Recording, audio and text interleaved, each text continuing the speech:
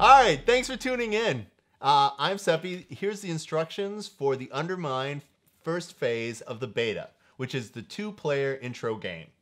The intro game uses an abbreviated card set and an abbreviated rule set, so you can start to get your mind around some of the important concepts that are unique to Undermine. The goal of Undermine is to collect keystone objectives. And in the 2-player basic game, it's the person who collects the most will win. The best part of Undermine is figuring out which faction best suits your personality. And to get the most out of your individual faction deck, you need to play it a very specific way.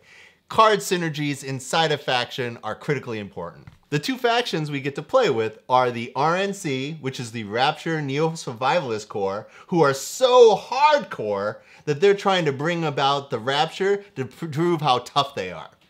And the Prehistoric Aliens, who are trying to unlock your hidden potential. These guys know the aliens are possessing all of us, and their highest hierarchy is trying to make the world a place for their subjugation. So each deck has its own synergies. The RNC makes things happen by eating their own to get card advantage. And the Prehistoric Aliens control deck flows through milling. Each faction deck has 13 cards. The remaining 10 cards are called Keystone Objective cards. Take the objective cards and shuffle them together, okay? So each player should have 13 cards that they're gonna shuffle themselves. This becomes the objective deck. Place the Undermine Abyss card holder right next to it. And then these two are gonna random off to see who goes first.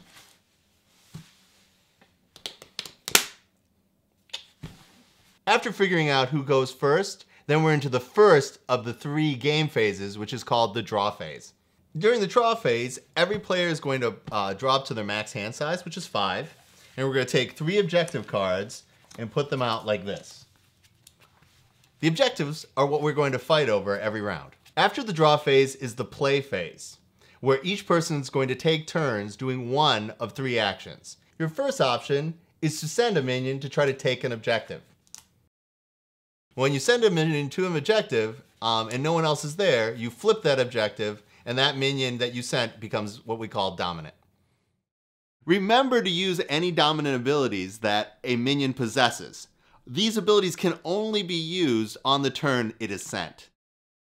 The next action you can take during your turn is use. When you use a card, you place it in front of you, you do whatever effect the card says, and then you place it in your discard. I'm gonna use the movie legend. So he places out in front of him, he then activates the ability, which allows him to draw a card, and then he places it in his discard. And the last is to bow out, saving your cards for the next round. But when you bow out, that allows your opponent to play out their hand to their heart's content.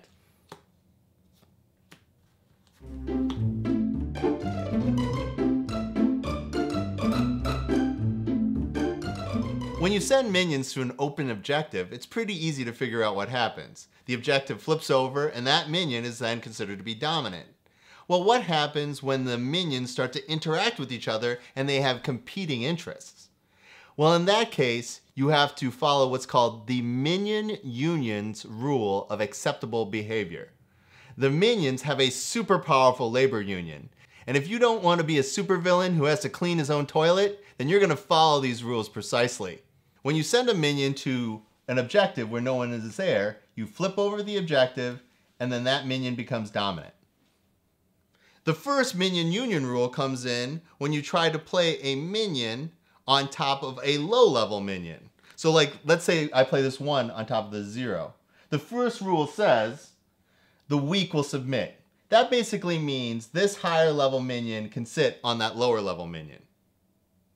The next rule is, the weak will hide.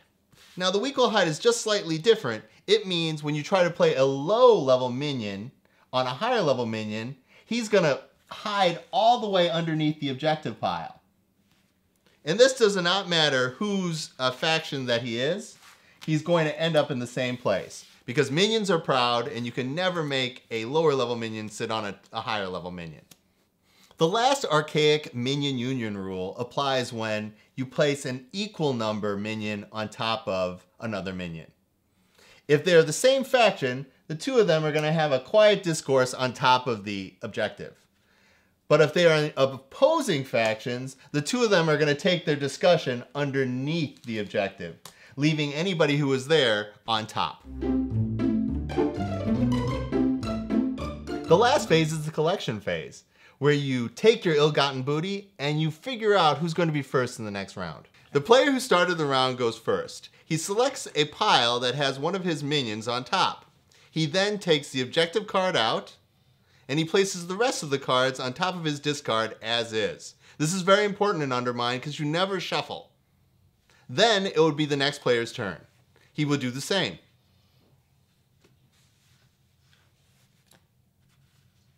And then it would return to the first player.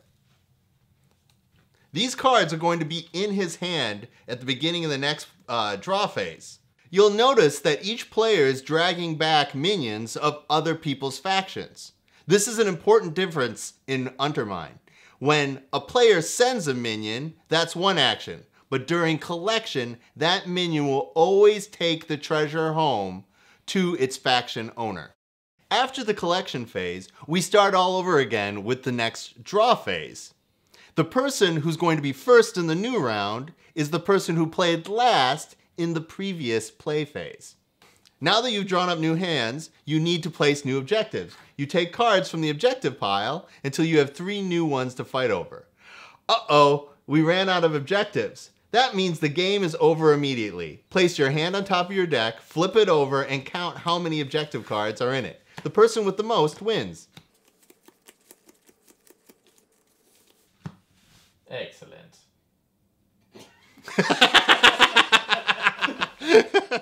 Thanks very much for checking out our video and for checking out the Undermind print and play. We hope that this will augment the instructions and give you a leg up as you start your beta testing. If you have any feedback, please post it on the forums, or if you have any questions, please post it on our forums or ask us on Facebook.